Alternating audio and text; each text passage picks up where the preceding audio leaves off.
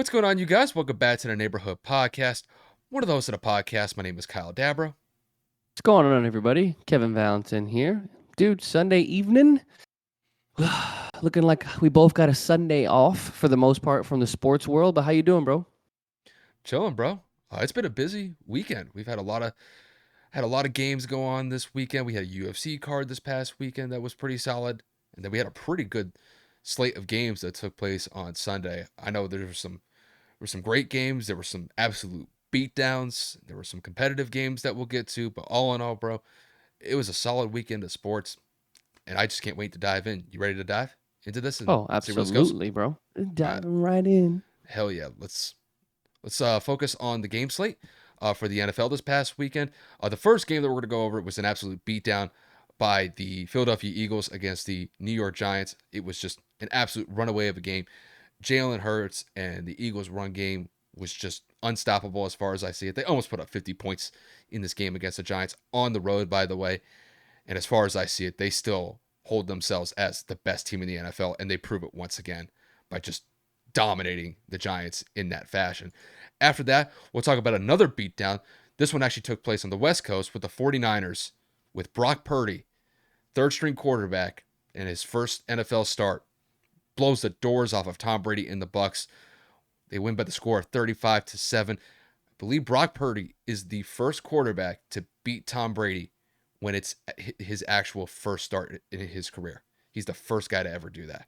So I'll give a tip of the hat to Brock for getting it done in his first NFL start and to beat the GOAT while beating him by 28 points. That's a solid start as far as I see it. And the 49ers look like they're rounding into form. But Debo did get hurt in that game, suffered a high ankle sprain. That's something that we will get to. And that's like the one caveat that we have to mention with that 49ers win over the Bucs. After that, we'll talk about the Cowboys. We'll talk about whether there's a little bit of concern with Dallas after they narrowly beat the worst team in the NFL, which is the Houston Texans, who only have one win the entire season. And it took a game-winning drive by Dak Prescott with just a few seconds left in the fourth quarter to get them that win. They still got the dub, though, but we'll just talk about whether or not that Kevin and I have a little bit of concern with Dallas despite beating the worst team in the NFL by 3 points. After that, we'll kick it over to the Chiefs. The Chiefs did get a bounce-back win against the Denver Broncos. At one point, it was an absolute blowout. They were up 27-0, but Denver made it a game. Got it to within a 6-point game. And granted, the Chiefs went on the road, got what they needed to get done, but there's definitely I would say there's a little bit of weakness in the chain links when it comes to the Chiefs at this point. And granted, I know they got Patrick Mahomes, and he's definitely one of those guys in the top of the MVP discussion, but definitely got to say that they went on autopilot in the second half. And Kevin and I will talk about whether or not that the Chiefs are as strong as they've been in the past this season. And with about a month left in the season, where we see them going from here. And then the final game that we'll go over is actually going to be in the NBA. We'll talk about the Pelicans. They recently had a 2-game stretch against the Phoenix Suns. They beat the Suns in both of those games, but really the biggest takeaway with the New Orleans Pelicans at this point, they are number one in the in the Western Conference, excuse me. They've won 7 straight games, and Zion's been an absolute beast during the process. And Kevin and I will have a lot to say about the Pelicans. Granted, it still is early in the season. We're not even at Christmas yet, but gotta say, with the Pelicans being number one in the Western Conference right now, I believe they have a 16-7 record. I'd have to double check that record just to be more specific, but overall, being first place in the West, not a bad start as I see it, and we'll see whether or not they can continue it from here. But that will pretty much round out what we have for the episode today. Let's not waste any more time. Let's dive into this Eagles and Giants game, which I will say, when it comes to Kev, this is his second team that he follows behind the Indianapolis Colts. But overall, Kev, what an absolute beatdown by the Eagles today. And I got to give you credit. You did call it last week when we talked about this game in the preview last week, that there was a very good chance that Jalen Hurts and the boys could go out there and essentially smash the New York Giants, despite all the injuries that the Giants have been dealing with the last couple of weeks. But yeah, it was an absolute beatdown. The Eagles win this game by the score of 48-22. Philadelphia improves to 12-1 on the season. It's an absolutely impressive record as far as I see it, with us being 13, 14 weeks into the season. And with a month left to go, they are really making a strong case to get that number one seed in the NFC. And with there only being one bye in the NFL playoffs from now on, they look like a prime candidate to be that team that gets that first week bye when it comes to the first week in the playoffs. So, Kev, to kick this one to you, what are your takeaways with the Eagles blowing out the Giants by 26 points, putting up almost 50 points in the process? And do you believe that the Eagles are on a path to capture that number one seed in the NFC right now? I think they are a team on a mission. I think Jalen Hurts is a man on a mission. But when you talk about how complete this team is, solid offensive line play, ability to run the football at a consistent clip, the ability to get separation at the wide receiver position, the ability to extend plays at the quarterback position with feet, or of course extending on rollouts with being able to throw it kind of off balance with the athleticism of Jalen Hurts. I mean, they are complete. We know that they have one of the best secondaries in the NFL. We know that they have one of the best pass rushes in the NFL. So, I mean, again, Philly just shows week in and week out they are the team to beat. And everybody always says, well, they haven't really beaten anybody. It's okay. I mean, at the end of the day, when you talk about who they lost to, which was the Commanders, they're fighting for a wild card spot, right? The Giants are fighting for a wild card spot, right? They beat the Vikings, who are 10-3 this season. I know it was the second game of the season, but again, to where the Vikings are now, to where the Eagles are now, they're 2 games apart from one another. So again, you can't necessarily say that the Vikings was not a competitive game because the Eagles just locked down and did what they needed to do. Um, and it kind of goes from there. I know that they beat a backup in Cooper Rush in Dallas, but Dallas was coming back in that game. I was actually at that game live. But again, I'm tired of this narrative of who Philly has beaten is excuse me, not good enough, or they're going to falter when it matters the most. When you're blowing teams out like this, oh, how could I forget? They also beat the Texans, who are leading the AFC South, who also the Titans, not Texans. They beat the Titans. See, I'm having one of those repeat moments like last week, Kyle, when we were struggling, and of course, I wasn't messing up until I got to this topic. But they beat the Titans in the AFC South, right? Titans also lost again this week. So they've beaten a multitude of playoff teams, if not, bubble teams. So when you look at it, right, they've blown out a multitude of teams, and they're doing what they need to do. You're beating good teams. That's what you're supposed to do, right? And they're beating and blowing out bad teams, which is exactly what you're supposed to do. And I think when you're able to run the ball for 253 total yards, I think you're going to be fine. When you're able to sack the quarterback 7 times, I think you're going to be fine. I understand that the Giants have some injuries. I understand that the Giants don't have a lot of depth. We've already talked about this. Kyle and I both predicted this game to be a pretty big margin of victory. But at the end of the day, this is what you need to do when you want to chase a Super Bowl, when you want to chase a championship. Everybody was able to contribute. Devonta Smith had 64 yards. A.J. Brown had 70 yards. I mean, every single person was able to get their hands on the football this week, and they were able to do what they needed to do and seal a victory in MetLife. Now, they had a garbage time touchdown with a 2-point conversion with Tyrod Taylor in the fourth quarter as time expired. So this game easily could have been even worse. This game could have been, if I'm doing math right, 12-48. Well, not 12, 14-48. That would have been atrocious. But this is, I think, the second most points the Giants have scored against the Giants, which I think the one time they did score a lot of points, or more than this, was when they scored 49 points, somewhere in the 50s and 60s. Jalen Hurts is the first quarterback to ever rush for 10 touchdowns in consecutive seasons in NFL history. And again, the Eagles I think this is their first time in franchise history being 12-1. So every week seems to just be a brand new record for the Eagles. Every single week, they just seem to be shattering expectations, and they continue to dominate teams, no matter who it is. So I know that we have 4 weeks to go. I know that they have to play the Commanders another time. I know they have to play Dallas another time. They got to play New York again. Like, this is going to be a good closeout for the year to kind of put the naysayers aside, because each of those teams that I just listed are playoff teams. But when you look at the Giants, I mean, Daniel Jones wasn't really able to do too much. I mean, at the end of the day, he was able to extend some plays with his legs. He was able to really kind of get out of the pocket, put some balls in some good places.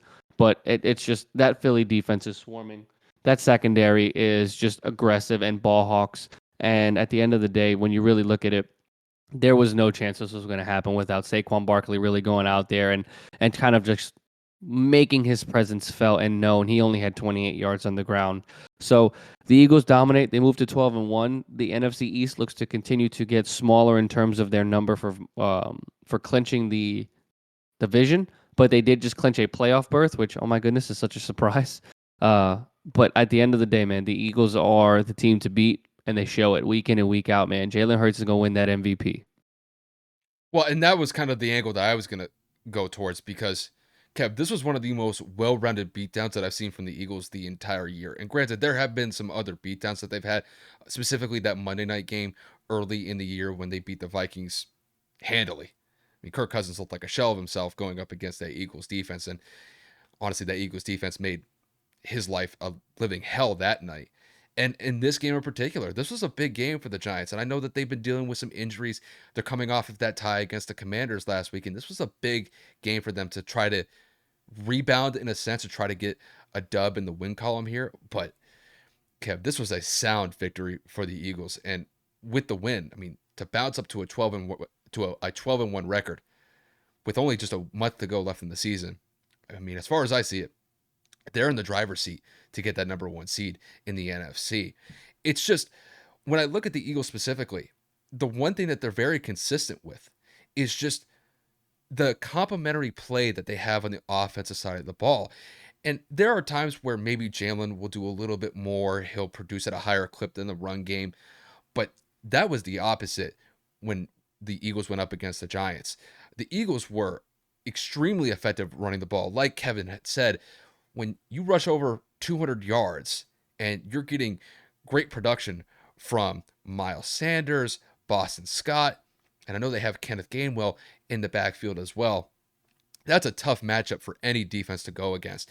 And then when you tie it to the fact that you got Jalen Hurts, who has just been an absolute master this year at the RPO, and he's done a great job in limiting his turnovers, completing a high percentage of his passes.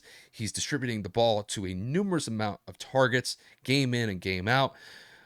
It just seems from an offensive perspective, the Eagles are probably the best offense in the NFC as far as I see it, just because they do a great job of putting up points consistently. They don't turn the ball over consistently.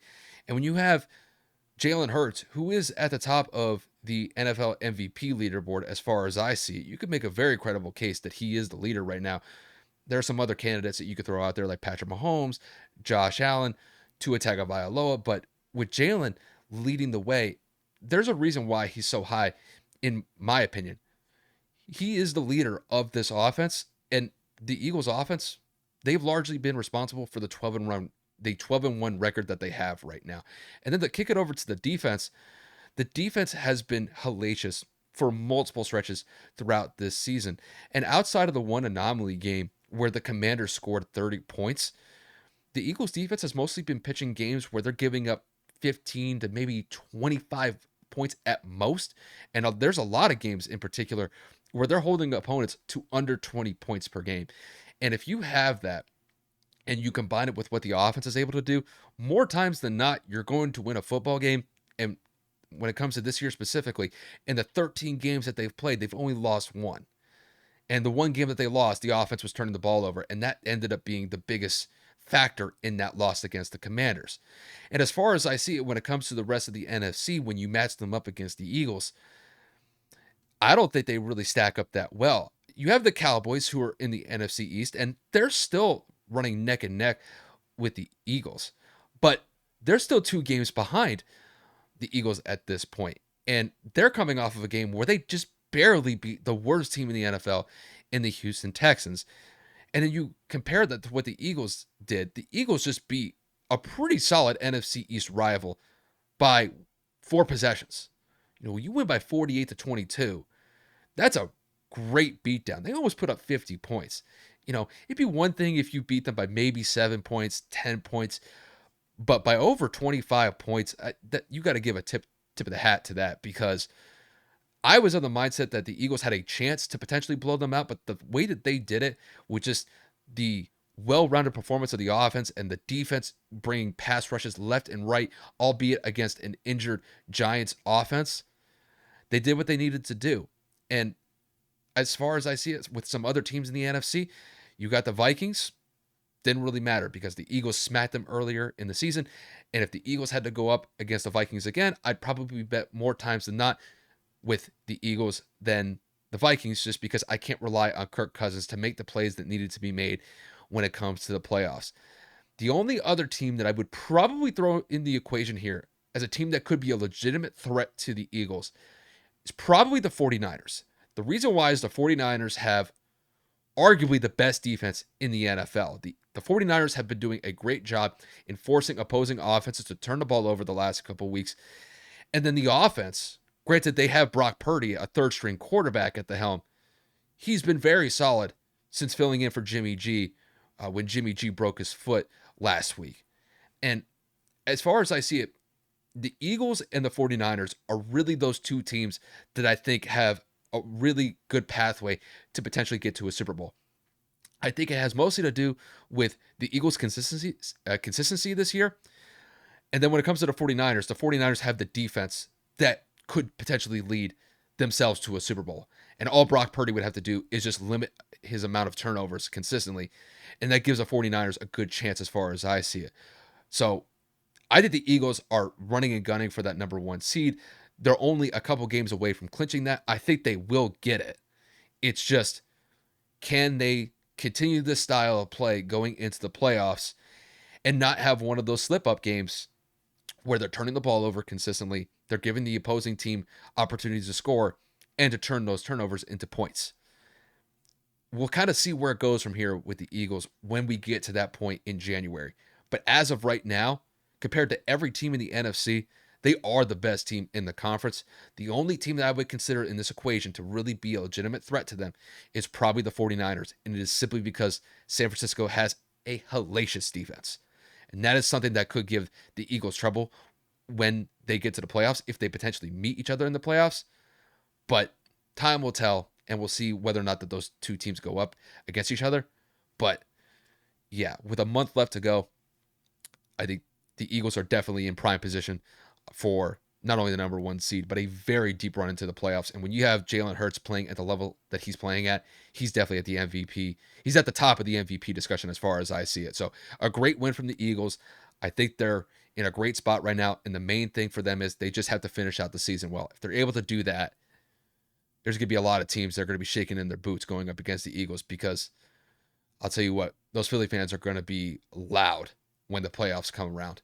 It's just the Eagles better show up, because you do not want those fans going against you, because they don't hold back as far as I see it. But great win for the Eagles, and we'll just see where it goes from here. Yeah, Philly fans definitely do not. They don't shy away from Kev, letting you. I'm going to be uncensored here. They don't give a fuck. Oh, I They thought my mic was off. I was like, Kev, what happened? I mean, for God's sakes, they were flipping the bird to the Tennessee like ownership last they, week in they Philly don't in the care. box. They They do don't. not care. I've been there. I I know. physically have been to the link. That place is they these I've people got don't play. I've got family from Philly. Trust me, I know how it goes. So I listen. I want to shake this because I mentioned it in my point, but I was stuttering all over myself. There comes a point in sports, right, when you go on a stretch and you play bad teams and you win, and people are like, "Oh, well, like look who you've played." It's another thing when you do it for an entire season, right? They've had some favorable matchups. Yes, these are not excuses. These are not reasons to say, "Well, Philadelphia is the greatest team in the world." Blah blah blah. No, I'm not. If they were to go out there, excuse me, and play the Chiefs, and they went out there and they played the Chargers, like they went and played a competitive division, and then their division, like if their schedule was something like that, then I'd be like, oh man, like if they were 12-1 after that, you can make an argument this may be one of the greatest teams in NFL history. What I'm trying to get at is you still have to win, right? You still have to beat these teams. They had one off week this entire season. I don't think people understand how difficult this sport is to remain consistent like they have this whole year. 12-1. Let's not forget that is 12 wins and 1 loss in the National Football League. One of the most physically grueling and painful sports to play outside of hockey, UFC, and all of those other interactions, right? I I'm having a hard time every week defending this team when people just have one thing to say. Oh, they haven't played anybody. Do you not understand that their margin of victory is almost increasing in the second half of the season? Are you not comprehending that every single time they touch the field, they are favored by 2 to 3 scores, and they're actually following suit? Everybody has games where they struggle. Everybody has games where they play down to their opponents. It just so happened that one time was against the Commanders in Philly, but they still have to execute. They still have to play perfect football. They still have to play competitive football aggressively, not take their foot off the gas pedal, get to the quarterback, score touchdowns, like they're not taking plays off. They've rested their starters in multiple fourth quarters because of their margin of victory, yes, but they're not going out there and they're not just like, oh, we'll throw it down. Oh, no, 3 and out, whatever. No, no, no. They're aggressive every single time. And I think that we need to stop saying that this doesn't count or that Philly is not a true number one seed. I don't see any of your teams going out there and doing anything consecutively. I don't see your teams having one loss in the season despite their schedule. So let's cut it out. Let's give them the respect that they deserve because, again, you still have to win the football game, which, by the way, that is what the Dolphins did not do. Game just went final. Miami loses 17-23 to the Chargers. So we'll talk about that in a second. But yeah, I'm just going to round this out with when you have an MVP candidate like Jalen Hurts, when you have a good defense, a well above average defense, and you're playing in the toughest division in football right now outside of the AFC East, I'm not seeing the easy schedule because this last month of the season, like I said, they're going to be playing 3 playoff teams. It's going to be tough. So we'll kind of see how it goes. We'll see how it progresses. But overall, the Eagles deserve the hype. And I think that if the playoffs go through Philly, which I assume they will, it is going to be tough for opposing teams. Yeah, it's when it comes to the Eagles, like look, not every game is going to go perfect. It's not going to go according to plan. You have to be able to Facts. adjust and you have to be able to make adjustments in game in real time and still be able to execute at a high level. I mean, Kev, I'm a diehard Patriot fan. I saw New England go 18-0. I mean, they were 35 seconds away from winning a Super Bowl back in 2007, 2008. And there were games where they weren't perfect. There were games they barely got by. There was a Sunday night game against the Eagles that they struggled. There was a Monday night game against the Ravens where they struggled. And then even in the playoffs, I think one game, I think it was the AFC Championship, Brady had like 4 interceptions against the Chargers in the AFC Championship game. And yet they were still good enough to win that championship game against the Chargers. But, with them being 12-1, with the Eagles specifically, they've been very convincing in most of these games. In most of these games, I should say. And the one game that they lost, I still thought that their level of execution was high, but they just had turnovers. Yeah, a And lot of fumbles. AJ Brown, Quez it was fumble. Watkins. Like, it wasn't because they weren't moving the ball, they weren't executing plays as they were supposed to. It's just they had the fumbles, they had the drops. Like, it happens. And honestly, outside of that, I haven't really seen them consistently turn the ball over. They're one of the least turnover prone teams as far as I see it this year. And that's really been, I think, why the offense has been so successful, is because, you're not putting your defense in a terrible position by giving them a short field to defend. And that's why I think that Eagles team as a whole, they're just so well rounded because the offense has been so complementary with Jalen Hurts running the offense with the RPO. Their run game is solid. Jalen's doing a great ball distributing to wide receivers. That's what I kind of already mentioned in the analysis. Mm-hmm. But it's not like they're doing that 1 or 2 games and then they'll take a break from that, like for 2 games in a row, maybe 3 games, and then they kind of come back to that. No, that's very consistent. They're consistently productive in just overall distribution across the offense, and it's working. My thing is, are we going to see that in the playoffs? And outside of maybe the Vikings, and you could maybe throw the Giants and the Cowboys in here, they haven't really been what I would say, quote unquote, tested by a top tier team. But you can't really say anything about that because you have to go up against the teams that you're scheduled against. So it is what it is in that regard. They're going to get tested in the playoffs, though. 100%. And that's going to be where, okay, are they going to rise to the challenge? Is this team potentially going to the Super Bowl? We'll find out. But as far as I see it, the only teams that are going to give them trouble are the Cowboys. The I don't think Niners. the Niners. I don't see the Vikings giving them that big of a challenge. The Vikings don't have a good defense, and Kirk is too inconsistent in the playoffs. The 49ers with that defense, that's the team to look out for. And I understand they got a I third would string like quarterback. that to be an NFC championship. I listen, as hyped as I would be to see a divisional rivalry like a Cowboys Well, Eagles NFC, he's I'd rather see top defense, top offense go at it. yeah, Not to say that Dallas doesn't have a good defense because they lead the league in sacks. I just want to see a different team, that's going to even be though Brock Purdy has no experience in the postseason. That's a whole different concept. I understand that. Neither did Tom Brady when he had to fill in for Drew Bledsoe. He didn't have playoff experience. He had some Oh, you college hear that, experience. Brock? You hear that, Brock? You got that comparison to the GOAT from the GOAT fan. No. You said that. That's documented. This is live. Well, he did beat the GOAT this past weekend, my guy. And that So has to he is count the for GOAT. something. Is he the new baby GOAT? Pat Mahomes? Where you at? He was looking solid though. I mean, I gotta He say, was. you beat the Bucks by 28 points, your first career start, and you beat the GOAT in the process. I'm just saying, like, that's a good way to start things off. I know he came in for relief effort for Jimmy last week, but I mean, we might as well just transition into that game since I we already was literally fired it up. just about to say, and I'm gonna give this one to you because I know Tom is your guy, so I want to get your thoughts on the game. So we've kind of talked about it already in passing, but the 49ers just annihilate the Tampa Bay Buccaneers by the score of 35-7. We called it. We Brock called it. Purdy, Brock Purdy, the third string mystery relevant quarterback of the 49ers, goes out there and he plays an incredible game with only 5 incompletions. Christian McCaffrey has a great game, averaging almost 9 yards a carry. So, I mean, in every facet of the word dominate, they did it on the defensive side, and they also found a way to do it on the offensive side without their starting quarterback in Jimmy Garoppolo. So, Kyle, I'll kick this one your way. With Brady struggling, having to almost throw the ball 60 times again, and turning the ball over, which is uncharacteristic of him, what does this win mean for the 49ers, and what does this loss mean for the Buccaneers season? Well, I'll start with the 49ers since they handily defeated the Bucks. This was a great win for the 49ers. And when it comes to Brock Purdy, with this being his first NFL start, I don't think it could have gone any better. And they got off to a hot start right from the word go. First drive of the game, they're marching right down the field. They end up doing, I think, a pitch to Deebo Samuel.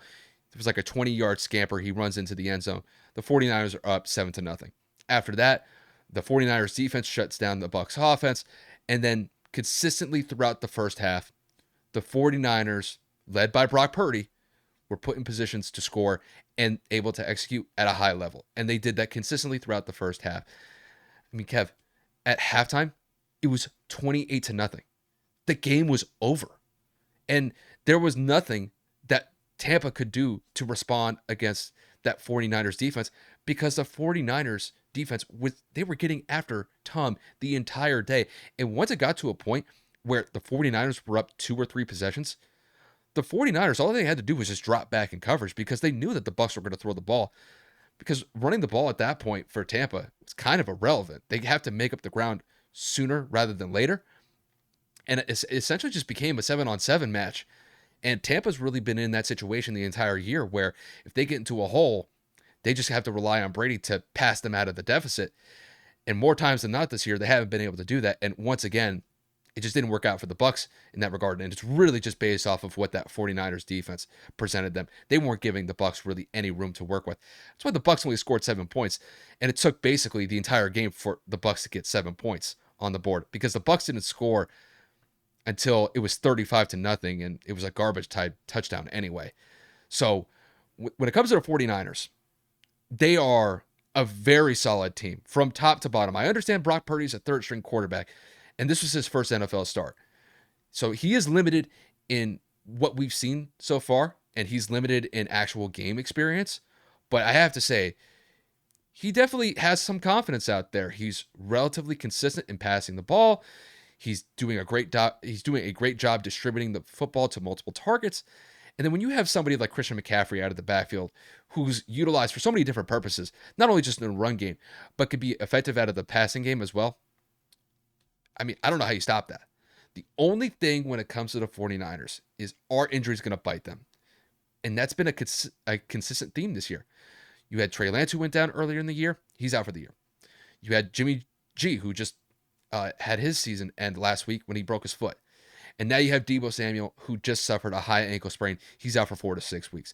Fortunate for him, I thought it looked a lot worse than just a high ankle sprain. I thought he was done for the season. I thought he broke his ankle, and the emotional response as he was carted off the field kind of indicated that to me. So, with it only being a high ankle sprain, I guess you could say that's a best case scenario for them. And as far as I see it, they're probably just going to shelve him until the playoffs start anyway. So, once January rolls around and they're going up against somebody in the playoffs, that's when he'll probably come back and be super effective for the 49ers. So, the 49ers, as far as I see it, as long as their defense plays at this level, which is them playing elite defense with turning the ball over, getting the ball back to the offense, and putting them in good positions to score, this is a team that every team in the NFC has to keep their attention to. Because as far as I see it, they could beat anybody. They could even beat the Eagles as far as I see it. I know the Eagles have a 12-1 record, and they've been the best team in the NFC this year. I guarantee you, if they were to face against the 49ers right now, against that defense, the Eagles might struggle a little bit. And it wouldn't be a guarantee win for the Eagles. The Eagles would have to earn a win against the 49ers as far as I see it. So, all in all, it was a great win for the 49ers. Now let's kick it to the Bucks. This was expected as far as I saw it. Kev, when we talked about this game, we even said that there was a potential for this game to be an absolute blowout. And I think you were the one that really said in your analysis last week that this was going to be a blowout. I had this game being a little bit more competitive, but that wasn't the case. The Bucks just weren't able to get anything going. And there was a chance for them to get something started early in the game. The 49ers went up 7-0. Tom Brady hits a sideline pass to Mike Evans for about 65 to 70 yards for a touchdown, but it gets called back for a holding, and Donovan Smith was the one person who got called for it. And Donovan Smith has been consistently getting called for holding penalties this year. He's one of, if not the most penalized lineman in the entire NFL this year, because he's just been getting absolutely bullied on the offensive line. And that's been a consistent theme for Tampa this year. Brady's got to get the ball out quicker because more times than not, that pass rush is going to get there.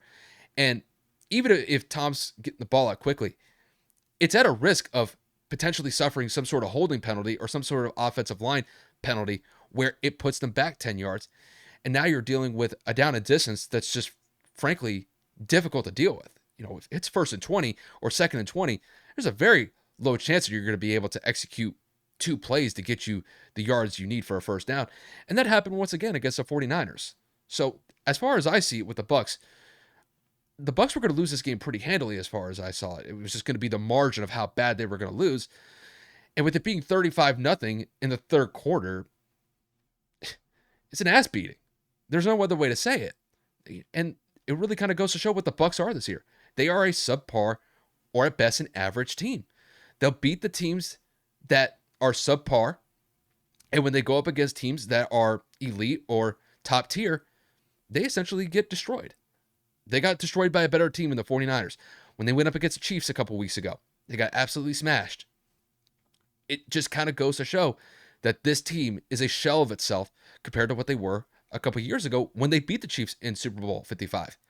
And I don't think this is on Tom. I think this mostly has to do with the offensive line struggling, not holding up on their protections. And the defense is only going to be able to hold up for so much amount of time. If the offense isn't scoring because of the what I would say is the incompetence of the offensive line, you're probably going to lose most of the games that you're going to play in. And that's exactly what's happened this year. Granted, I would say that Tom has been bad in some games, and this was one of those games where I thought he was pretty bad. But it's just, it's really indicative of where the Bucks have been this year. They're just an inconsistent team, and I mean, even if they were to make the playoffs, I think they're going to get knocked out in the first round. So the Bucks really got to figure out some sort of pathway forward here for the next month, because at this point, there's no guarantee they can even win the NFC South. And it goes to show you have a 6-7 record. Tom's playing like shit. The offensive line's playing like shit. The defense is giving up points because the offense isn't doing anything. It's a recipe for disaster as far as I see it. But just to kind of round this out, the 49ers, they're a team to be reckoned with. You got to watch out for them for the next month or so, because they're definitely going to try to improve their playoff seeding before the playoffs start. And when it comes to the Bucks are going to limp into the playoffs if they can even do that. And honestly, I wouldn't rule out the possibility that they miss the playoffs if they play like this consistently for the next month or so. So I'll just kind of leave it at that. I don't have anything to say about the Buccaneers. I know that normally we're supposed to give feedback on both teams, our analysis of both. I mean, it was a piss poor performance from everybody, Brady included. He normally doesn't turn the ball over. He had 2 interceptions. I will leave it at the fact of Tampa's got a lot of shit to fix. Offensive line, atrocious.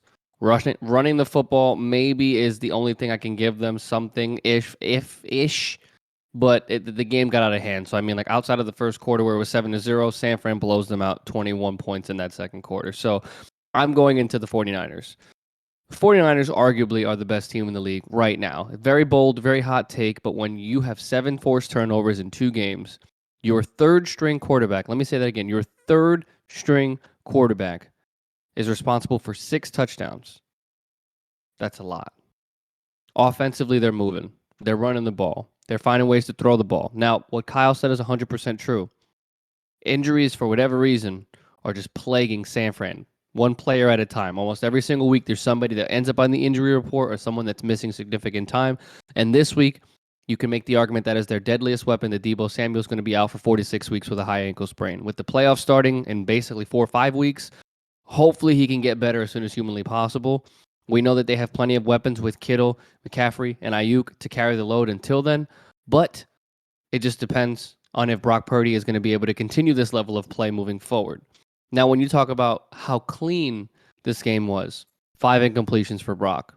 No, he was not sacked one time. There's not much. It's not much cleaner you can get for a quarterback. If you're not throwing the ball, you're not fumbling the ball, or throwing the football away. You're not fumbling the ball, and you're also being efficient with the football. It was almost a perfect game for him, at least for me. 92% QBR, 134 passer rating. I mean, it just they had to pull him in the fourth quarter because it was a blowout. It didn't really matter. So kudos to the 49ers for doing what I thought they would do. I'm a little disappointed that their pass rush was not able to get to Brady. Brady was not sacked at all. So I will give the Buccaneers a little bit of leeway here, a little bit of credit. They were able to protect. But at the end of the day, San Fran did exactly what they needed to do, and that is beat the living shit out of a worse football team than them and solidify themselves not only as a top 5 team in the NFL, but the league's best defense. Hands down, no question about it. So happy to see the 49ers turn this around despite the injuries to the quarterback position that they've gone through pretty much every single year. But we'll see what happens as it progresses. Shout out to Brock Purdy, man. Kind of excited to see what he does going forward, man. He might kind of have one of those rare seasons where the more they win, the more confident he gets, and confidence going into a postseason berth is going to be everything. And with Seattle losing, it looks more and more like San Fran is going to win the NFC West. So, again, shout out to the 49ers. Super excited when I see a team's defense go absolutely bonkers. And they didn't play down to their competition. They No. didn't. At 35-7, it was 35-0 at one point. They did exactly what they needed to do. Kyle Shanahan and I imagine the coaching staff were probably just thrilled at how well the game plan was executed because the Bucks were not competitive in this game. They just weren't. And it really just had to do with the fact that their defense really just had their what I would consider their ears were pinned back the entire day. Granted, they didn't sack Brady, but they still forced pressure.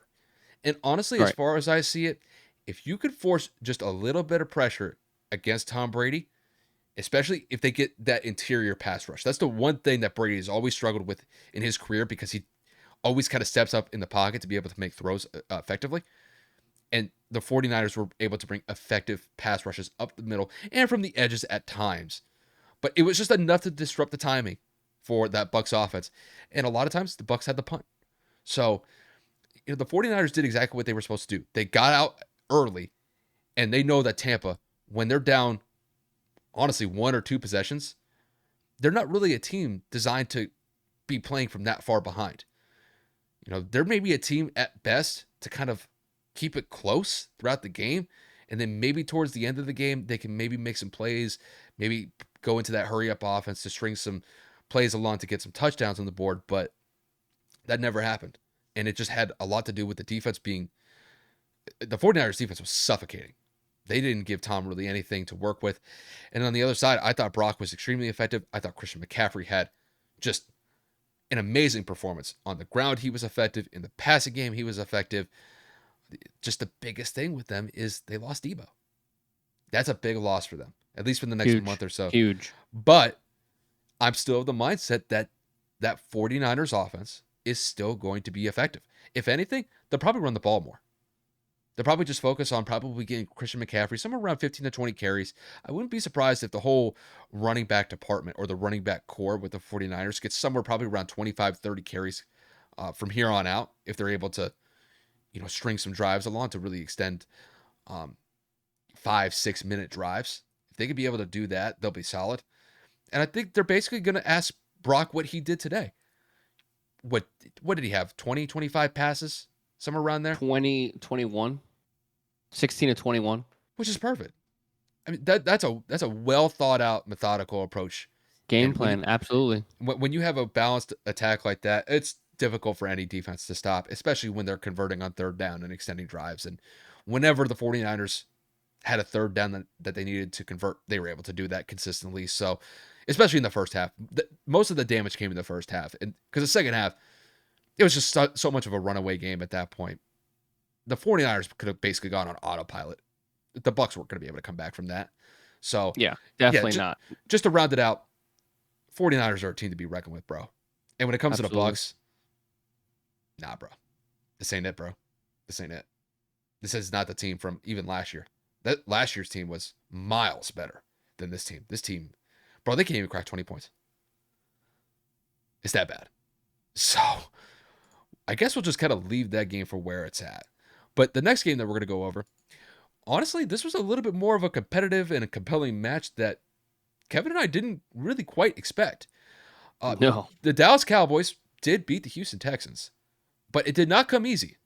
The Cowboys beat the Texans by the score of 27 to 23, and it took a game-winning drive from Dak Prescott late in the fourth quarter to be able to get them this victory over Houston. And by the way, I should mention, Houston has one win this year.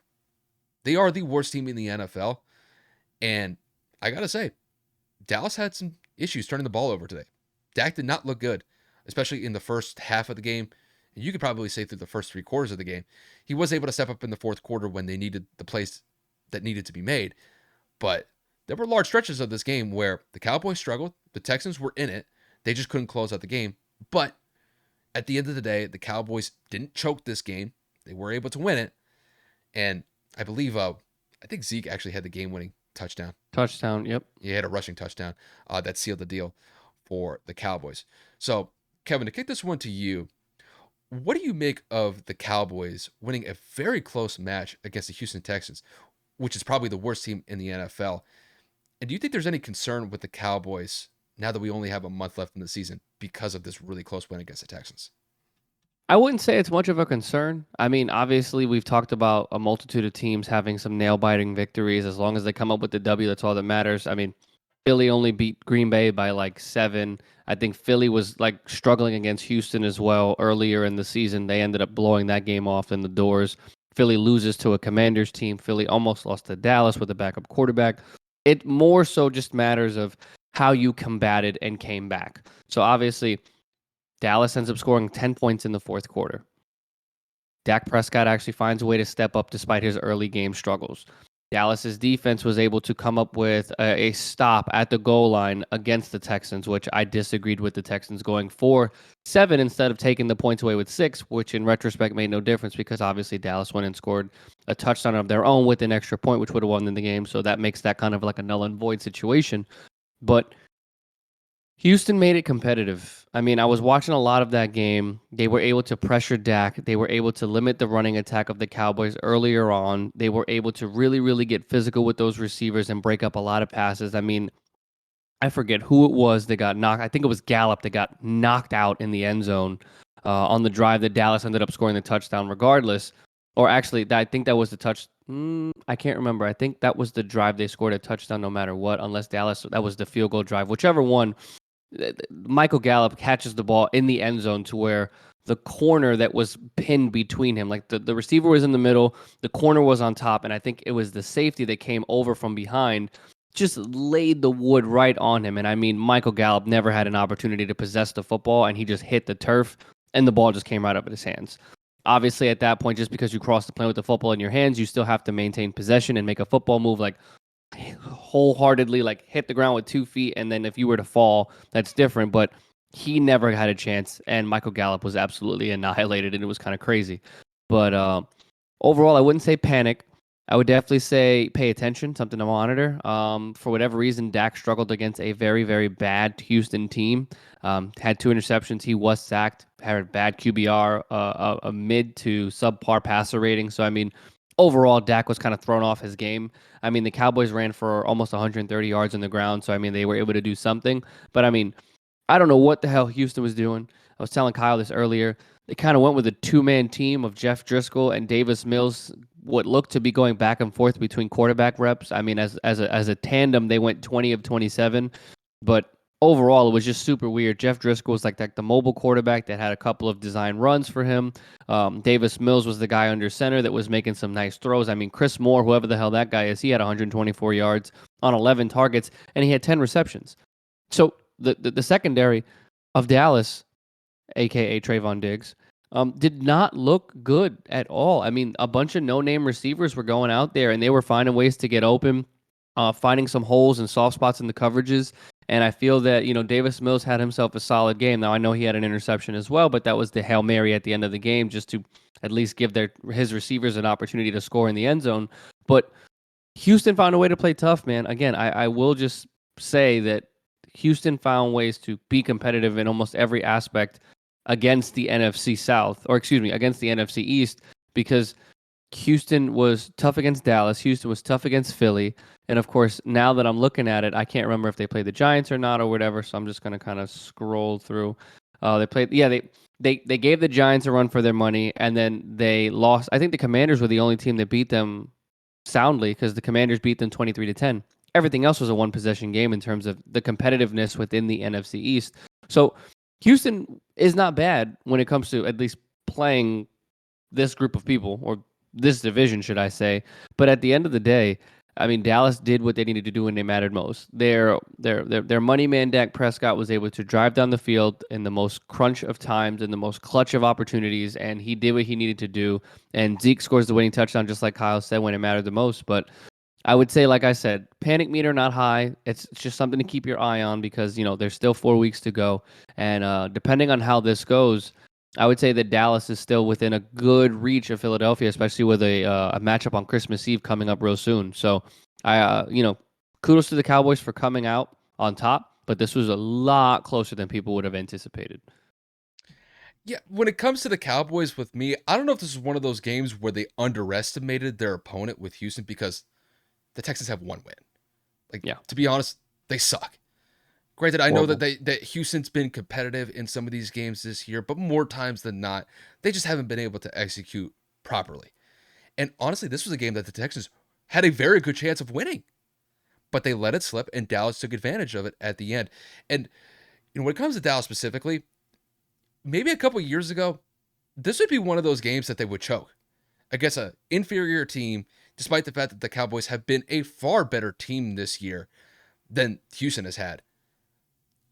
This would have been one of those games maybe a couple years ago, maybe even if Tony Romo were in this situation and made some mistakes late in the game, Dallas could have found a way to lose this game. But fortunately for them, they were able to make the plays that needed to be made in that late fourth quarter drive, and they find a way to win by 4 points. So good enough for them on that. When it comes to the Cowboys from here on out, though, this next 4 games that they have on their slate, this is where I think a lot of attention is going to be focused on with me specifically, because their next 4 games, 3 of them are road games. The only home game is probably the most pivotal one, and that is that second matchup of the year against the Eagles. Because when it comes to that game specifically, I think they need to go into that game on a high note. I'm talking about when the Cowboys go up against the Jaguars next week in week 15. The Cowboys need to win that game soundly because they need some sort of momentum going into that Eagles game, because they're fortunate that they're not going into the Eagles game with this type of performance, because as far as I see it, they just didn't execute to the level that they wanted to. Because when you beat a Texas team by 4 points and you need Dak Prescott to get you the game-winning drive with Zeke scoring the game-winning touchdown with just basically like 30 to 45 seconds left in the fourth quarter, you could be better than that. So, when it comes to next week against the Jaguars, they really need to step it up, and they really need to show what they're capable of to give the Eagles something to work with on that Christmas Eve game. And then after that, they have to go on the road to play the Titans, and then they finish up on the road against the Commanders. So Kev pretty much hit it on the head. Like, they're still in control of a good path here. Granted, the Eagles are the best team in the NFC East, and they are the best team in the NFC and the NFL to a larger extent. But I still believe that Dallas could give them a run for their money if Philly were to falter.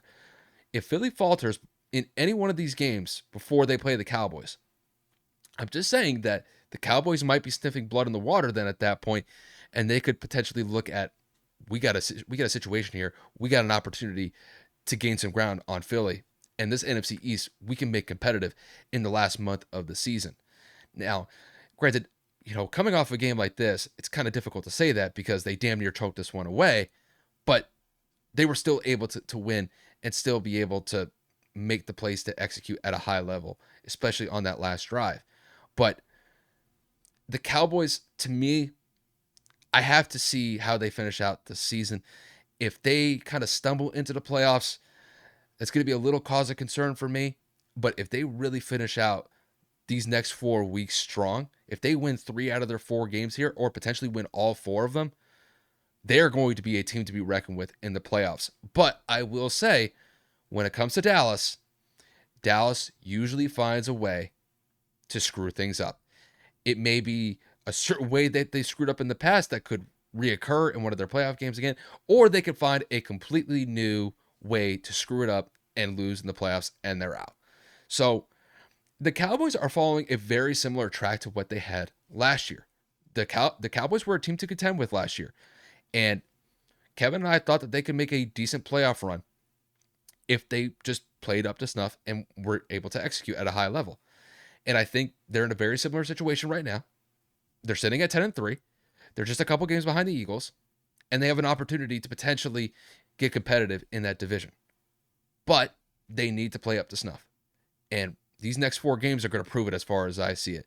And even if they were to win the next 4 out of 4 games per se, now I got to see what they're like in the playoffs, because we haven't seen the Cowboys make an NFC Championship game in God knows how long. I think it's been 25 plus years. I think it's probably been longer than I've been alive. So, they have their own path here. If they can finish out strong, go into the playoffs with a lot of momentum, maybe it works out for them. But as of right now, they got to win against a very subpar team against the Texans that was relatively not convincing as far as I see it. And there's a lot of room for improvement as far as I see it, because they're coming off of a game where they beat the Colts. Kev, I'm sorry I'm going here. Where they beat them by the score of 54-19. That was a pretty resounding win. I know a lot of those points were scored in the fourth quarter, but then you follow it up with a 4-point win against the Texans. They're better than that. I think that they know that. I think when they go against the Jaguars next week, I think they'll try to step some things up, and then it's just a ramp-up game for the Eagles on Christmas Eve. So the Cowboys are still a good team. I don't want that to get lost in translation, but I think there's definitely a lot of room to be desired after this game, because damn near losing to the Texans is not a good look.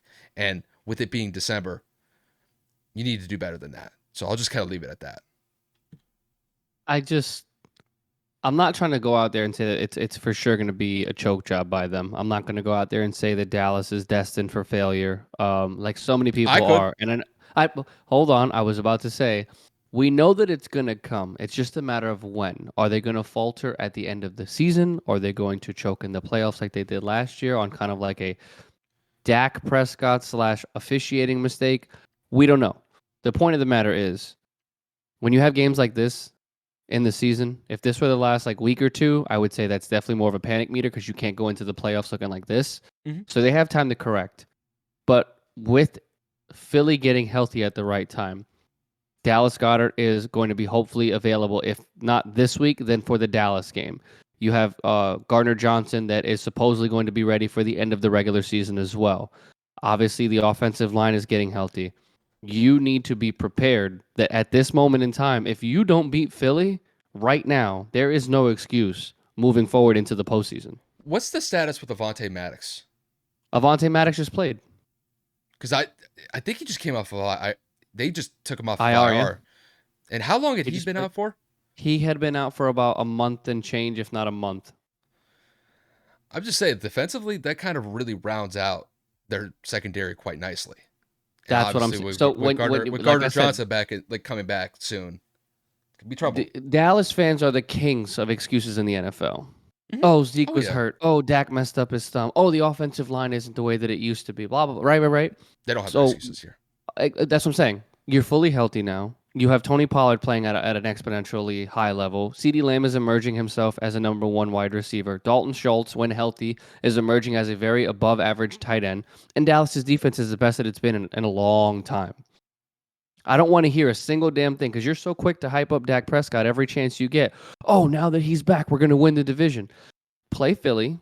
I want to see you be competitive, and we'll see what happens. But until then, you have to ride the wave just like the rest of the world does. And dude, you're beating bad football teams. Just if that's what you want to say about Philly all year, they haven't played anybody. You beat the Texans by 4 points. That's not something to brag about. So That's true. before we go down that long eternal path, There's one thing I do want to bring up, and this is just a side note. This has nothing to do with the Cowboys per se, because when we were actually setting up our agenda, there was, I think, one game I think we may have missed. Did you want to talk about Mike White at all in any sort I of want I, way? I wanted to mention him quickly, not necessarily in terms of the game because we know that Buffalo won. That was a very tough and fought AFC East game. The weather took Whether was a a factor in this. big piece. Yeah. What I wanted to give a quick shout out for, the guy is a fifth or sixth round pick. The kid was behind Zach Wilson the last 2 seasons, and he has shown in every possible way how to be a fucking professional. He is respectful. He is hardworking, and you can see that he is dedicated to the cause and put his body on the line. Mike White more than likely has a multitude of broken ribs. He left the game at some point in the second quarter, comes back a couple plays later, leaves the game in the third quarter, comes back in the fourth quarter. Like he easily is playing with just chopped ribs. And he kept coming back and coming back. And he was rushed to the emergency room right after the game because of how bad his ribs were. So let's put some respect on this man's name. Let's give him credit because if Zach Wilson hurt his fingernail, he probably would be out this game. All right? I've had enough of this. Well, Zach's going to get the job back next season. Oh, look, Mike White hasn't won a game since he played the Bears. Blah blah blah, right? All these different things. But he's playing tough. He's a warrior. Kids nowadays don't understand when quarterbacks when we were growing up, like Ben Roethlisberger, Tom Brady, any major and people are playing through. I mean, for God's sakes, Philip Rivers played against the Patriots in a championship playoff game with a torn ACL. That doesn't exist nowadays. I'm not advocating for players being unsafe, and I'm not trying to say that players nowadays when they do hurt their ACL, they need to go and play through it. But let's be honest, this era versus what we grew up in is not the same. So I want to just give Mike his flowers because again, I know it wasn't a loss, but to come out not once, not twice, but 3 times after injuring your ribs, bro, it's what you use to breathe, to throw, and all movements of life. You need to you walk with your ribs. And I just like I said, man, I wanted to give him a quick shout out because that guy deserves a lot of credit, man. Most people would have easily been like, "Bro, I'm out. Put Zach back in." He was like, "I'm not losing this opportunity. I'm not giving this up. I want to show my teammates I'm here." And in an article we were reading before the game, before we started recording, it said that he had earned the trust of the locker room already. But it's this much. It's this act of courage, excuse me, and dedication that solidifies him as the starter for the rest of the year. And depending on how the offseason goes or how far the Jets go or whatever the decision may be with the coaching staff, he could very well easily be the quarterback of the future for the Jets. So we'll just have to see what happens. Kyle, I don't know if you wanted to say anything, but no, I appreciate you reminding me. I completely forgot. Kev, I'm not going to let this slip. You're giving me an opportunity here. I'm taking full advantage of it. I'll get to Mike White in a second. You walk with your ribs. You walk But with your like when you walk with when you you walk move, with your dude, legs. when you're You walk with your legs, homie. Like you yeah, walk. you walk with your leg, but you know what I'm saying. Like you all movement That is based off of your core. Like uh, uh, you move around in this yeah. area that hurts. And in Oh yeah. football, where you're running and you're throwing as a quarterback, that's every ounce of movement. I just I know, I know, I I had to know. troll. I had to. Yeah, Like the yeah, yeah. opportunity was Whatever. there. But no, like you're right about when it comes to like that core area. I mean, when you take shots, like the way that he took shots against Buffalo, bro. those things hurt. And he's got no rib pads there. He has no like any sort of protection there. Not off that first hit. Bro, Matt Milano came in like a freaking missile on that first hit. And it was a clean hit. He hit him in his like he lowered his shoulder straight into Mike White's ribs. And I mean, it was a vicious hit because as soon as he went down, Mike was struggling to breathe. Like you could tell, like I thought it was like maybe like, oh, he just got the wind knocked out of him. But no, he was in extreme discomfort just because there's no doubt in my mind that he probably cracked a couple ribs in there. That was how big of a shot that he took from Matt Milano. And not only that, he took subsequent shots throughout the rest of the game to that same area. And especially when you're going back to pass and you let it go, if you take any sort of shots on the follow through, what's the one thing that's exposed? Your All of entire these, rib area. that entire area. And that's exactly what happened. And the Bills, granted, I wouldn't say that they were like intentionally trying to get his ribs on the first shot, like before he got hurt. It's just when Matt Milano hit him in that area, the Buffalo Bills knew obviously well, like if we're going to hit him, we're going to try to get his ribs because you could tell that he was definitely injured. I mean, he was wincing in pain just simply from just standing in the pocket and just passing the ball. You add another shot in on top of that, it's even going to be worse. But to get to the actual point about Mike White itself and just his overall toughness, I got to give that kid credit because I think that he's aware of the situation that he's in. And when you come back into a game after taking a hellacious shot like he did against Matt Milano, where his ribs were definitely cracked, and he goes back out there when not anybody was really expecting him to come back, and he tries to go out there to put his team in a position to be competitive against a really good team against the Bills. That's what wins locker rooms. You compare that to what Zach Wilson did in deflecting blame when they lost to the Patriots, when the offense only was responsible for 3 points. That's a losing formula as far as I see it with Zach Wilson. I think Mike probably learned the lesson. I'm going to go out there and do what I can under extreme duress personally with his injury to his ribs, but I'm going to do the best that I can to get my team in a position to win. Now, unfortunately for them, it didn't work out. They fell short. There was just turnovers. The weather was a factor. You just combine those two factors together. It just seemed like the Jets were sort of out of sorts all game. And you're going up against a really good defense against the Bills. So I don't want to lose that part entirely either. But no, when it comes to his toughness, I'll give him credit because more than likely he's probably dealing with some sort of internal injuries on top of it because I know Oh he my got God, absolutely. he got rushed to the ER after the game. So there's no guarantee that he's even going to play next week. But when you're putting your body on the line like that, those guys in the locker room respect that because everybody is. Everybody's putting their health on the line for every single play that they're out there. And you got a quarterback like that that is understanding of the situation. And not only that, he's obviously trying to, be in that competitive spot to be the starter for not only the rest of this season, but for potentially years down the road. And I'll tell you what, even though that it came in a losing effort, I guarantee you everybody in that locker room and even in the coaching staff, they could look at that guy. It's like, that dude's for real.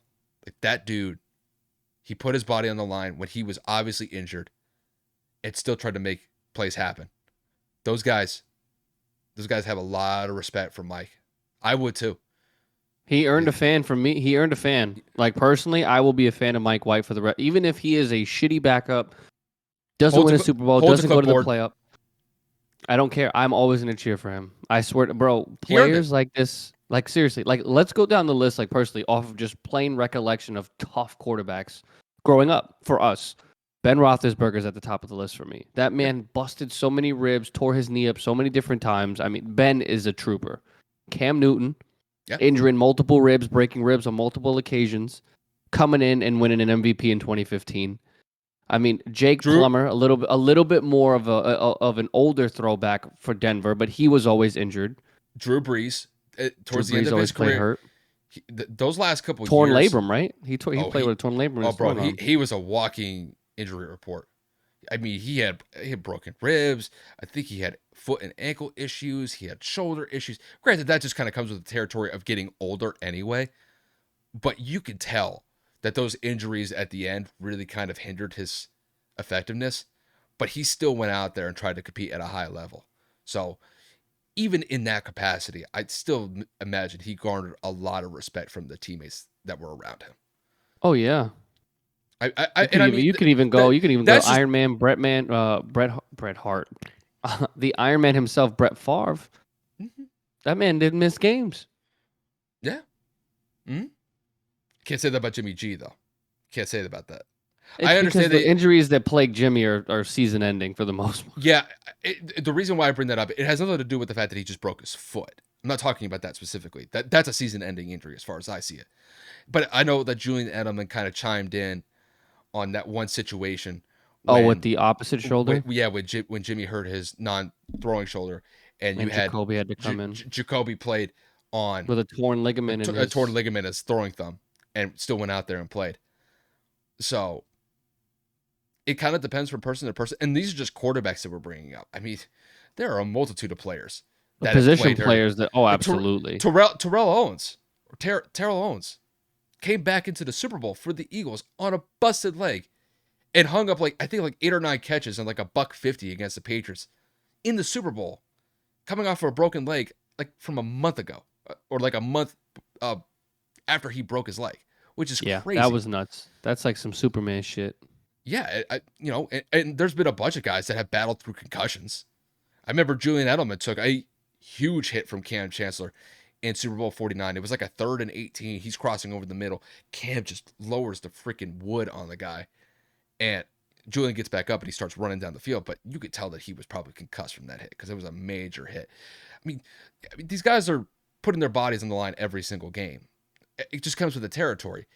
It's just when it comes to a quarterback like this with Mike White, though, got to give the guy respect. Because I guarantee you, he's going to be hurting on Hurting, Monday. man. He He's lucky he going to, gets checked out of the emergency room tonight. yeah, Shit. he's got some bigger issues to deal with because hopefully, for his sake, those internal injuries are nothing too serious. Because if that's the case, he's going to miss a significant period of time. If that's the case. So I'm keeping my fingers crossed for the guy. But man, he put his body on the line. And maybe even probably a little bit too far as I see it. Because then he was kind of getting to the point where it's dangerous against your own health. Yeah, But that's when it starts to be like, what are you doing? That's not smart, not a good decision. But yeah, nevertheless, like Kyle said, just wanted to make a quick passing of it. I know we kind of went off on a tangent here. We got a couple I more just segments before I the wanted end. I wanted to bring that up just because we had been talking about that throughout the day, and that wasn't in our specific agenda. But I imagine that we both had some thoughts on Mike Yes, White. agreed. But I just to kind of make one final point, Bills are kind of getting back into form. This was a good win Yeah, from them. They were able to bounce back from that pretty bad loss against the Jets a couple weeks ago, and now they're actually creating some distance in that AFC East right now. With a month left to go, they look like the prohibitive favorites to win that division. About a month ago, that was not the case. It was pretty neck and neck about a month ago, but they've pretty much routed it into form, and we'll see where they go from here. But nonetheless, let's get back on track. We got one more game to cover. It's going to be the Chiefs and the Broncos game. Kev, do you want me to kick this one to you, or do you want to kick it to me? How do you want to do this one? I didn't get to see this game. I was kind of running errands toward the second half of like the slate of games. So I mean, I Kick it did. my way. Kick it my way. Okay, I got you.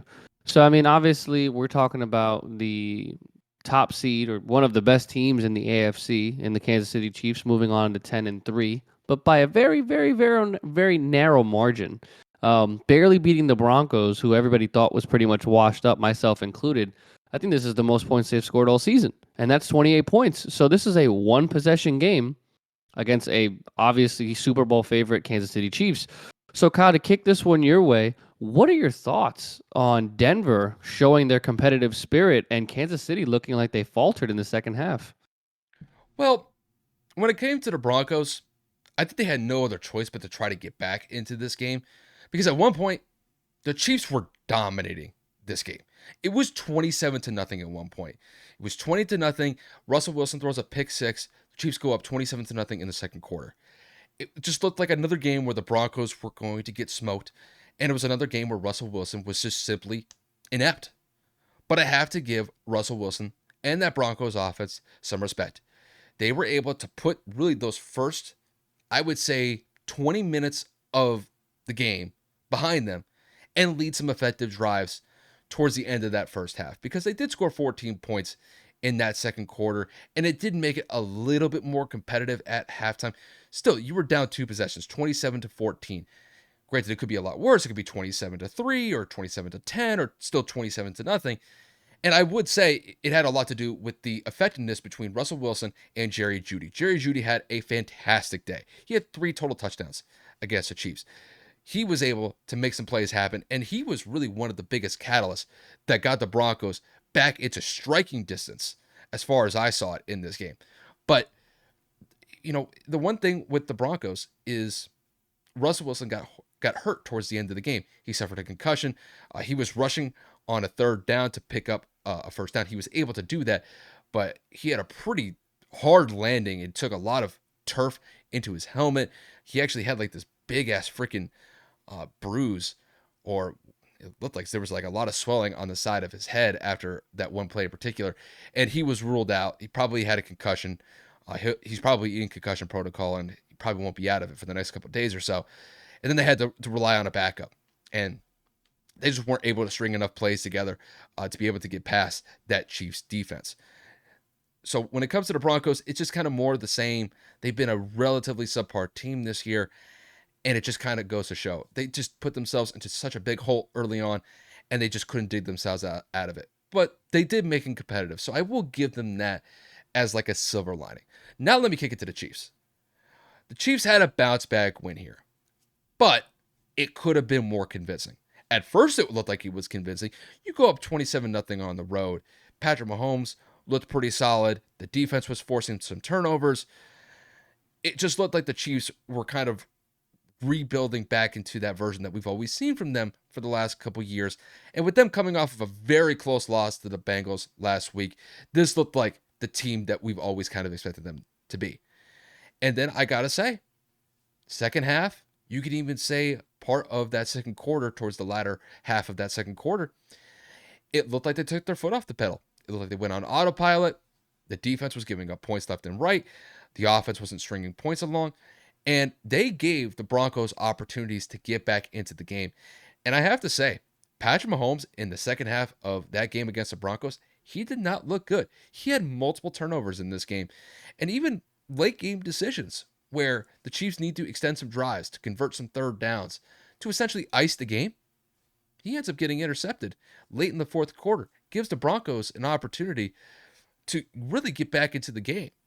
And fortunately for Patrick Mahomes, the Chiefs defense was able to get some effective pass rushes against the Broncos offense, and the Chiefs were able to get basically what I would consider a game-sealing interception. And then the Chiefs effectively ran the ball the last couple plays of the game and iced it from there to finish it off. So a win is a win. You take it when you could get it. But I have to say, when it comes to the Chiefs specifically, they are really kind of an up and down team this year. There have been stretches where they've looked dominant. They've looked like that team of old where they'll hang 30 to 35 points on somebody, and Patrick Mahomes looks like a clear and runaway favorite for MVP. In this game, it started off that way, but man, the finish was not clean. And basically, there were large stretches of that second half where they were going through the motions, especially on the defensive side of the ball. They just couldn't get anything going defensively compared to what they were doing in the first half. And that's something that we have to monitor with the Chiefs moving forward as we get into the later stages of December and going into January. Can this team play well-rounded football for 60 minutes? Because as far as I see it, it's either one side of the team does well and the other team kind of does average to subpar, maybe even mediocre type of play. Because there are times where the offense was great and the defense doesn't look that good. You have a time where the offense isn't really doing that much, and then you have a time where the defense is actually stepping up and playing solid football. So it seems to me that they just need to get both the offense and the defense to be clicking on all cylinders at the same time. And if they could do that effectively for the next month as we get closer to the playoffs, The Chiefs are going to definitely be one of those teams that could be competing for a Super Bowl to represent the AFC this year. However, when you got teams to deal with like the Bills, you got teams to deal with like the Bengals, these are going to be tricky teams to go up against. And I'll tell you what, this is not going to be an easy path for the Chiefs here. They got to earn this. And I will say, they are not my prohibitive favorite to come out of the AFC right now. They've got a month to prove me otherwise before the playoffs start.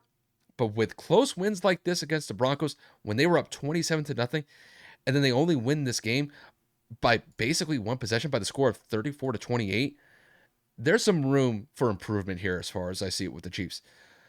A win is a win. They did bounce back, but they could have been a little bit better in this game, especially in the second half. And I think they could definitely got to turn up on the defensive side of the ball.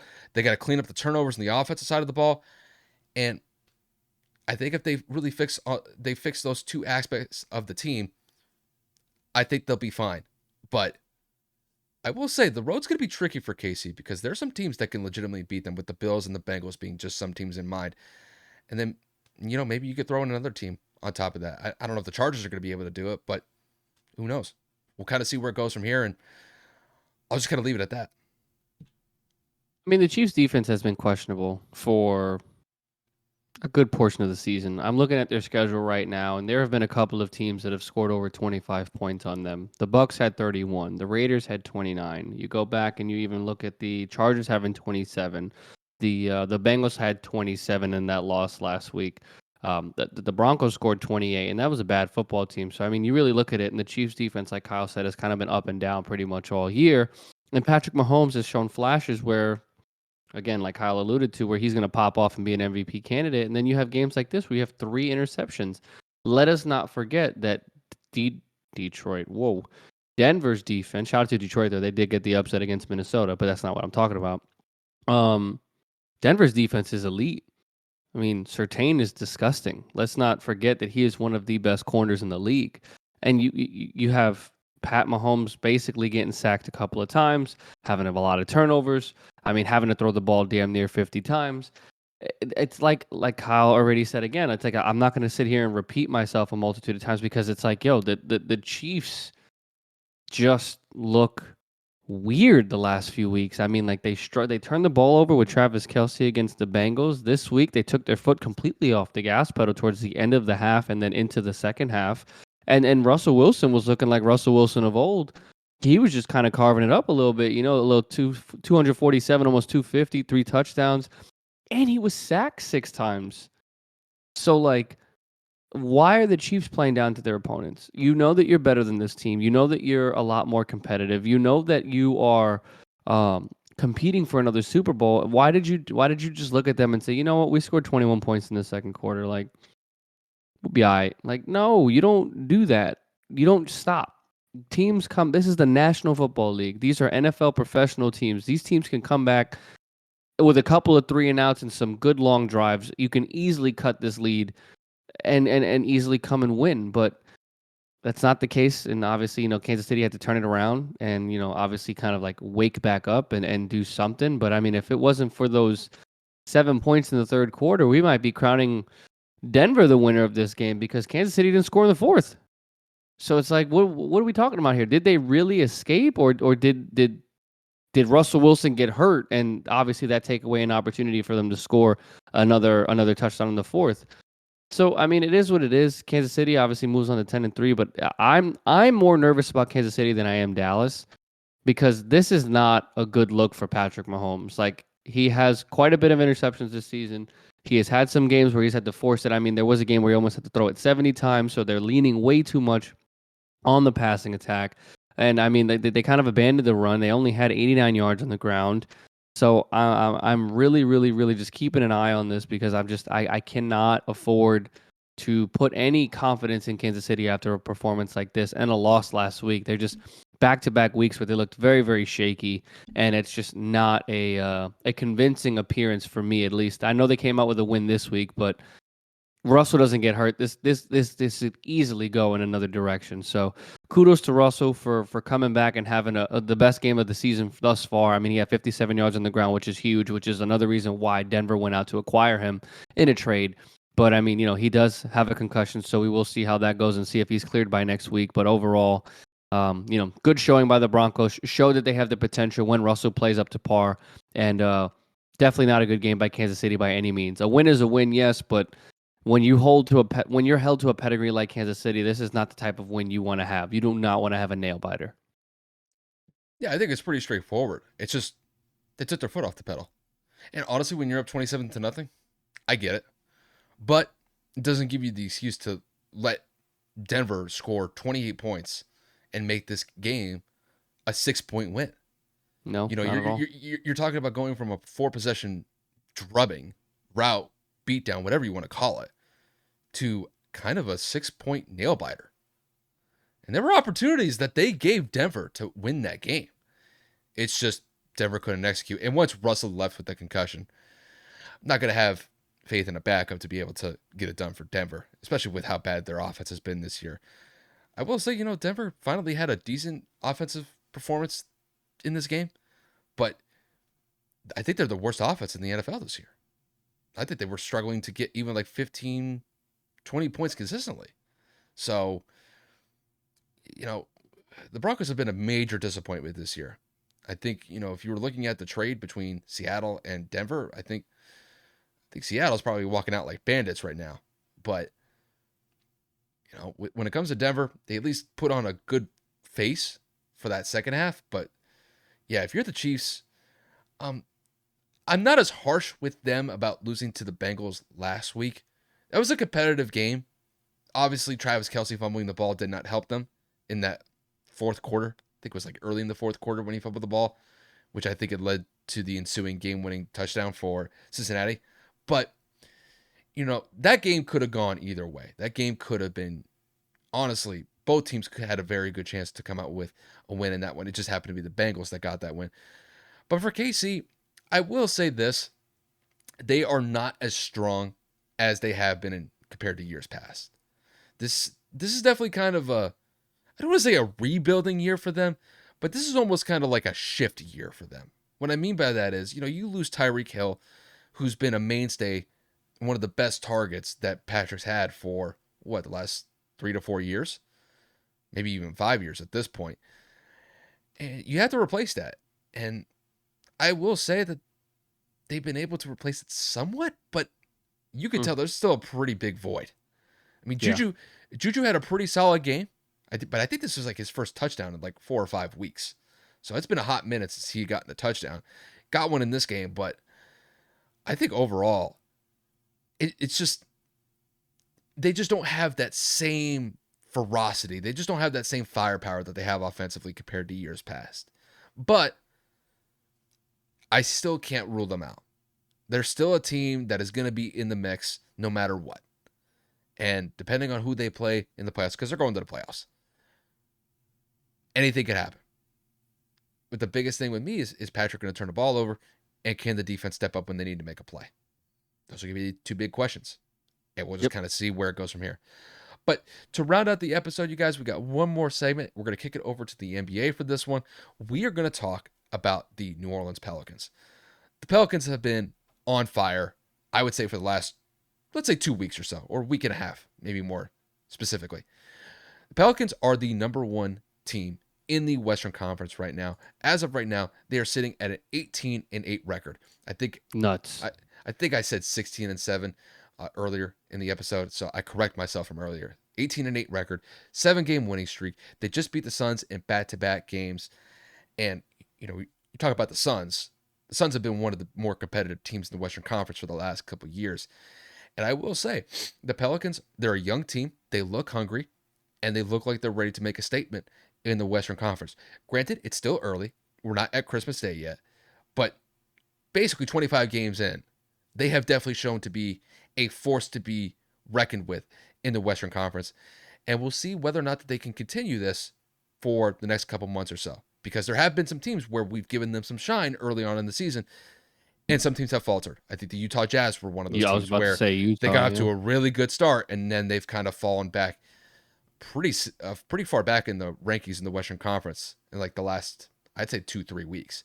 So there's still a lot of time left to figure it out with the Pelicans. But Kev, to kick this one to you, What do you make of the Pelicans being the number one team in the Western Conference right now? And do you think that they can sustain it for the foreseeable future? I mean, we talked about this last year, right? Zion is the key to their success. You do not have an athlete of this caliber, a superstar in the making of this potential and this magnitude, and you put pieces around him like a Brandon Ingram. You trade for CJ McCollum. You have Valanciunas down in the middle, getting all the rebounds, so Zion can really focus on posting up and putting people on posters himself. Um, and you go on the streak like you are right now. I mean, they are 9-1 in their last 10, and their only loss was to the Grizzlies. And I mean, you go down the list. It started with Golden State, then the Spurs, lost to the Grizzlies, the Thunder, the Raptors, the Spurs, the Nuggets, the Pistons, the Suns twice. Like they have beaten competitive teams on this list, and they are showing out. I mean, Zion's stats over the last couple of games. I mean, starting with the Warriors game, he had a bad night. I think that's when he left with an injury because he only had 9 points. But then you go right into the Spurs game, 32. The Grizzlies lost, he had 14. The Thunder at 23, 33 against the Raptors, 30 against the Spurs, 25 against the Nuggets, 29 against the Pistons, 35 against the Suns in back-to-back evenings. Zion Williamson is averaging 25 points per game on 61% shooting this season. I mean, the worst part of his game is shooting the ball efficiently in terms of an actual jump shot, not a layup at the rim. He's shooting 35.7%, basically 36% from the three-point line. 7 rebounds, 4 assists, a steal, and some change a game. I mean, Zion is playing all over the place, and he's playing competitive. I mean, and he's electric. He is just somebody that is going out there and he is just consistently putting on a show, whether that's a fast break layup, an alley oop, the finesse and the touch he has at the rim when he's able to kind of dribble down, put that hop step into it, even if he has to turn it into a spin move and just finishing at the rim. I mean, he is just so strong, bullying other forwards. And then you complement that strength with the speed that he has on a fast break. And he is just, there's a reason he was the number one overall pick 3 years ago. There's a reason why he's had all this hype since he was 15 in high school. And Zion is just proving to everybody and all the doubters, including myself, that I never thought he would make it consistently without being injured. And this is what happens when you have Zion healthy from the very beginning. And with all those complementary pieces around them, and with a young head coach like Willie Green, who is able to understand what these players are going through, he's able to understand and kind of resonate with what players need from a coach. I mean, he's got respect from all around the world, or excuse me, all around the league. Willie has been in the league for a long time, and I think that he knows exactly what this team needs, and that is going to be a player coach, which is exactly what he is. Now, I know that there was a little bit of a scuffle just a few nights ago when, Zion did that 360 windmill dunk to close out the game, and we'll talk about that in a second, but I really just wanted to put it out there. People need to stop focusing on that one part of the game. The Suns were losing throughout that game, and the Pelicans were able to come back and win, right? The bottom line is you lost. Whether that's a 360 windmill, whether that's a three-quarter court heave just to put it up there, whether that's somebody at the end of the bench that just wanted to score for the sake of it. Yes, there's a sportsmanship thing to it, but when the Suns are some of the more softer players in the NBA. When the Suns wanted to kind of run the score up against Dallas in the playoffs last year, nobody was saying anything. Thankfully, Dorian Finney-Smith had to go out and foul. I don't know if it was Aiton or a bench player. It's funny because Cameron Payne is like, there's no sportsmanship, but hypocritically, they were out here trying to score in the final 4 seconds when they were up 10 points against Dallas last year. So you can miss me with that bullshit. If you don't want them to score, it's like CJ McCollum said at the podium, go back and play defense. So that's all I'm going to say there. I think the Pelicans are rightfully riding this wave. I think that this can continue to ride out the season. I'm not going to say they're going to maintain this level of success the rest of the year, but I'm not surprised that they are going to be a top 4 seed. A lot of people predicted that they would barely be a playoff team. I knew they would be a playoff team with Zion coming back fully healthy. I just didn't think that he would have this much of an impact this quickly. So again, kudos to the young squad. Love seeing a young team come in there and show out against other veteran teams. And I personally believe that at this juncture and at this point, that people need to be on notice. When the Pelicans come into the building, it's not a dub anymore. This is going to be a fight. And if Zion Williamson stays healthy, he is going to provide a lot of mismatch and a lot of issues for opposing defenses. It is kind of interesting that for you and me here, we've really come full circle with Zion specifically. Because if we were to look back about a year ago, there was legitimate concern about Zion's long-term future in the NBA with the lingering foot issues. And trust me, like those were big concerns of ours. And we were talking about this could potentially sideline his career if this just becomes a lingering issue. I can't say that anymore. He looks dynamic. He's got bounce in his step, in his hops. And as far as I see it, he is the energizer bunny of this team. And granted, the Pelicans are a relatively young team, all things considered. But if they've gotten off to this good of a start, with them being now the number one team in the Western Conference, I think these guys could definitely make a statement for the foreseeable future to basically hang around in these top four seeds in the Western Conference. We'll see whether or not they can hit that number one spot and stay there for an extended period of time. But they've definitely made their mark early on. And I don't want to get too ahead of myself here just because, look, we're not at Christmas yet. And as far as I see it, the NBA season doesn't really start ramping up until Christmas Day anyway. And we're in the first 25 games of the season. So there's a lot of time left for the Pelicans to either improve their stance in the Western Conference or they could take a step back and some other teams in the Western Conference could take a step forward and knock them off of that top spot. But one of the things that I've seen with the Pelicans so far is just their overall effectiveness offensively. When I look at their offense, they're top 5 in the league. Are they the number 1 offense compared to the Boston Celtics? No. But being top 5, they're scoring over 115 points per game. And not only that, when it comes to their shooting effectiveness, they're also a top 10 team as well. And when it comes to their 3-point percentage, they're within that top 10 as well. So if you're able to maintain those type of consistent numbers game in and game out, you're going to be in a good position to win these basketball games. And throughout the last, I'd say 10 games or so, they've put themselves in positions to win these games effectively. And it really is coming off the heels of Zion, but there's other players that I have to mention here. CJ McCollum, since coming from the Portland Trailblazers, has definitely found a very nice niche running the offense with the Pelicans. And, when it comes to his overall effectiveness, he was running as the second guy in Portland. But now that there's no really issue at the point guard position in New Orleans, just because he is that preeminent guard for them, he's been extremely effective. He's getting timely shots. He's knocking a consistent number of shots down game in and game out. And when you pair that with what Zion is down low, that's a solid 1-2 combo for them. And not only that, there are some other role players that I want to give a little bit of a shout out to. I mean, because a lot of focus gets paid towards Zion Williamson and probably CJ McCollum. But there's other guys. Jose Alvarado, he is just one of those scrappy guys that goes out there, makes plays, makes some steals, and makes some really clutch baskets for the Pelicans when they need him to. And not only that, there are some other guys that have been veterans in the league. You could take Larry Nance Jr., for example. He could go out there and play 25, 30 minutes consistently, get you 10 points, 15 points at times. And then you have also some other players like Najee Marshall who can also step in for another 30, 35 minutes, and he can drop 10 to 15 points consistently. It just seems as if the the Pelicans are a solid team, what I would say 1 through 8. I don't know if they're like a full 1 through 10 solid, but 1 through 7, 1 through 8, they have the scores to be able to play to put up decent numbers. And defensively, they're doing enough to at least turn the ball over, get some points in transition, and extend some leads.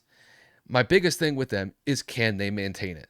Because Kevin and I, we talked about the Utah Jazz about a month ago because the Jazz got off to a really hot start. Lauri Markkanen was playing well, so was Jordan Clarkson.